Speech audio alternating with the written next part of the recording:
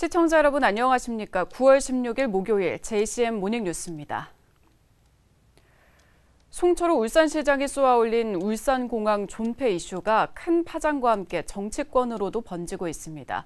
국민의힘은 존폐 공론화를 언급한 송 시장에 대해 비난의 수위를 높이는 한편 폐항이 아니라 확장이나 이전을 통해 국제공항 수준으로 격을 높여야 한다고 주장했습니다. 울산공항 이슈는 당분간 큰 논란이 될 전망입니다. 김영환 기자의 보도입니다. 국민의힘이 울산공항 논란과 관련해 송철호 시장을 강하게 비난했습니다. 국민의힘은 기자회견을 열고 울산공항은 도시 발전에 꼭 필요한 교통 인프라라며 공항을 폐쇄하고 세계로 뻗어나갈 수는 없다고 지적했습니다. 우리 집 대문에는 못질을 하고 옆집을 통해서 우리 집에 들어가겠다는 발상 자체가 정말 한심하기 짝이 없습니다.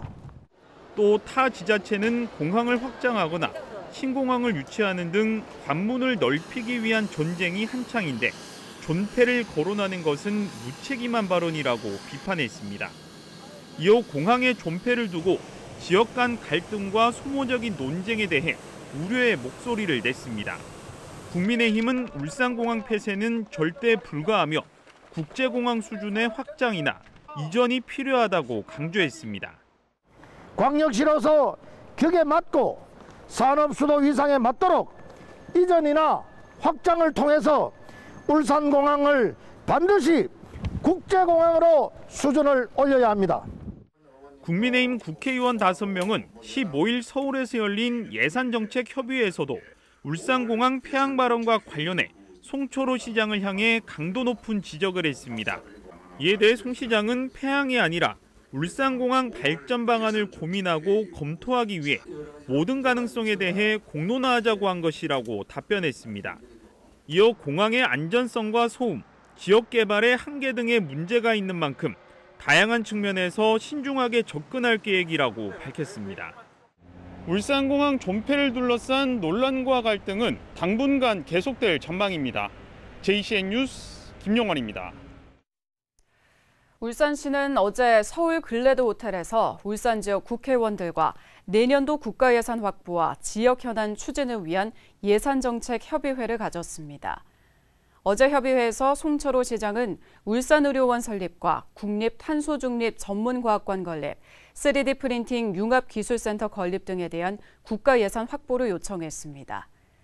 또 반고대 암각화 세계문화유산 등재와 물 문제 대응, 울산 교통망 혁신 등 지역 현안에 대해서도 지역 국회의원들이 지방정부와 적극 협조하기로 뜻을 모았습니다. 울산시가 추석 연휴 종합대책을 마련해 추진합니다. 울산시는 연휴 기간 코로나19 대응 비상방역상황실을 설치해 확진자 발생 시 대응과 방역, 역학조사에 총력을 기울이고 감염병 전담병원과 생활치료센터, 임시선별검사소를 정상 운영할 계획입니다.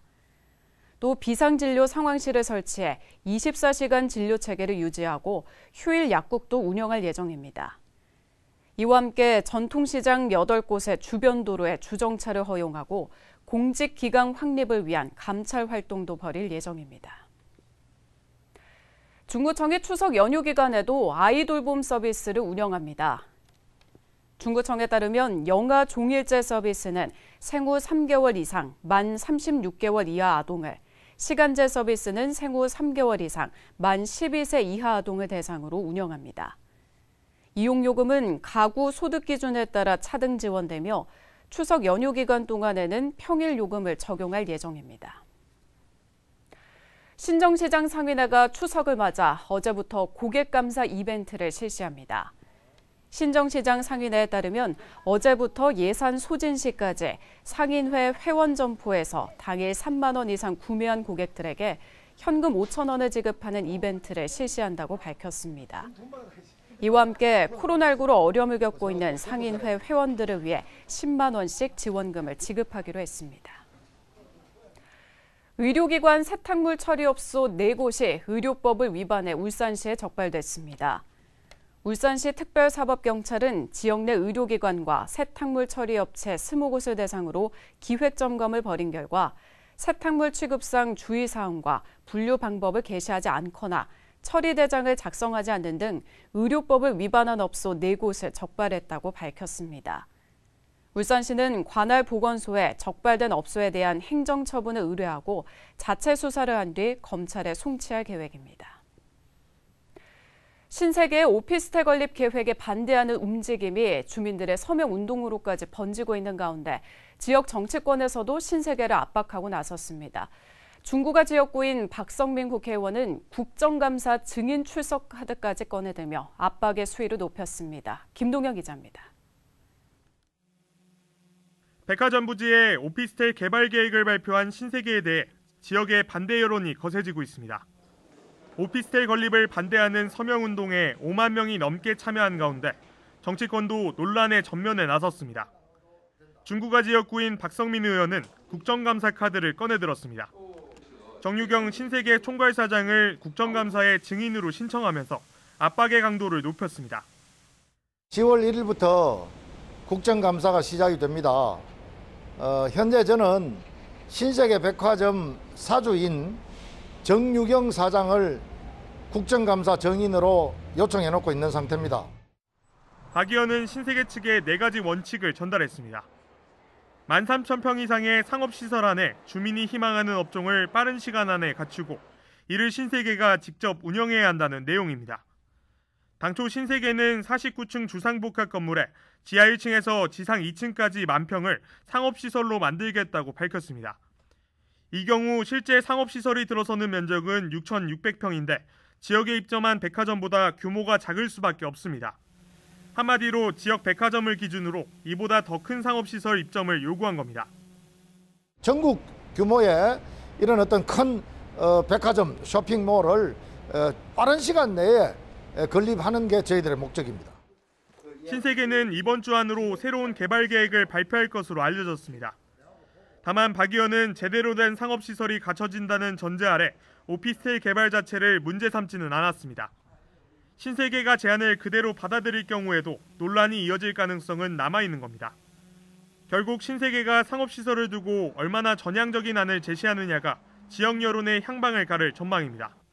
JCN 뉴스 김동영입니다. 국민의힘 이채익 국회의원이 병역 의무 이행 첫 단계부터 국가가 책임을 지도록 하는 내용을 담은 병역법 개정안을 대표 발의했습니다. 개정안에는 병역 판정검사와 재병역 판정검사, 신체검사 등을 위해 지정된 장소로 이동 중 또는 귀가 중에 부상을 입을 경우 국가에서 치료를 보장하도록 하는 내용이 담겼습니다. 이 의원은 병역 의무 이행의 첫 단계에서부터 국가가 책임을 져야 한다며 법안이 통과될 수 있도록 노력하겠다고 말했습니다. 현대자동차그룹과 LG에너지솔루션이 아세안 전기차 시장 공략과 글로벌 전기차 시장 주도권 확보를 위한 배터리셀 합작 공장 건립을 본격화했습니다. 현대차그룹과 LG에너지솔루션은 어제 인도네시아 카라왕 지역의 신산업단지 내 합작 공장 부지에서 배터리셀 공장 기공식을 개최했다고 밝혔습니다. 현대차그룹과 LG에너지솔루션의 배터리셀 합작 공장은 2023년 상반기 완공을 목표로 총 33만 제곱미터 부지에 건립되며 2024년 상반기 중 배터리셀 양산을 시작할 예정입니다. 현대중공업그룹이 세계적인 가스 행사인 가스텍에서 이산화탄소와 수소, 암모니아 등 차세대 그린십 기술력을 대거 선보입니다. 현대중공업그룹은 오는 21일부터 23일까지 아랍에미레이트 두바이에서 열리는 가스텍 2021에 참가한다고 밝혔습니다. 현대중공업그룹은 이번 전시회에서 LNG선, LPG선 등 가스선의 축소 모델을 전시하고 자체 개발한 차세대 선박 기술을 소개합니다. 특히 이번 행사에서 한국조선해양, 현대중공업, 현대미포조선 등 현대중공업그룹 조선 3사는 대형 액화 이산화탄소 운반선과 액화수소 화물 운영 시스템, 대형 암모니아 추진 운반선 등에 대한 선급과 기국의 기본 인증을 획득할 예정입니다. 북구 연포동의 소금포 역사관이 문을 열고 본격적인 운영에 들어갔습니다. 소금포 역사관은 연포 양정 도시재생 사업의 하나로 총 사업비 29억 원을 투입해 지상 3층 규모로 지어졌습니다. 건물에는 주민 공동 이용시설과 역사 전시실, 기획 전시실로 구성돼 소금과 연포의 역사 등을 옛 사진과 전시 자료를 통해 알 수 있도록 했습니다. 남구청이 코로나19 장기화로 어려움을 겪고 있는 소상공인과 영세업자를 대상으로 노후 간판 교체 지원 사업을 추진합니다. 지원 대상은 신청일 기준 상시 근로자 5인 이내 남구 소재 영업장으로 이미 설치된 간판 가운데 노후 불량으로 교체가 필요한 간판이면 지원이 가능합니다. 신청을 원하는 대상자는 어제부터 다음 달 4일까지 남구 홈페이지에서 신청이 가능하며 지원 규모는 업체당 최대 250만 원까지 지원하지만 총 비용의 10%는 대상자가 부담해야 합니다. 울산시 교육청이 추진 중인 약사초등학교 이전 방안이 교육부의 중앙투자심사를 통과해 북구 중산 매곡 지역의 교육 여건이 개선될 전망입니다. 학생 수가 줄어들고 있는 약수초등학교를 과밀학급인 중산초등학교 인근으로 이전해서 과소와 과대학급 문제를 동시에 해결하게 됐습니다. 이현동 기자의 보도입니다. 울산 북구 신도시의 한 초등학교입니다.